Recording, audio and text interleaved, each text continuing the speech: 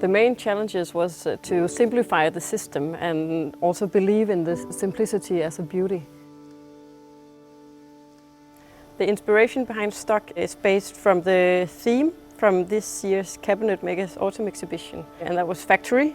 Of course, we looked into industrial spaces, and it makes sense to do a new take on the shipping box. Yeah, so we wanted to take the archetype of a shipping box and translate it into a furniture.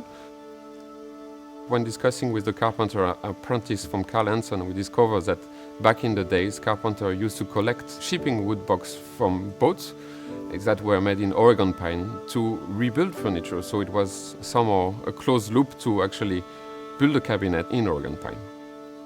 Working almost as an ornament, if you look at each plank, they have their own vein and pattern, and it's becoming decor almost. In a way, the details is very underplayed in stock. But when you look into details and how it's constructed, it really requires a high level of craftsmanship. So the whole intention was to create a full wooden cabinet with the attention to details with wood gliders and dovetails for the drawers. The space between the drawers makes the construction seems very light, even though it can storage a lot of your stuff and is very functional.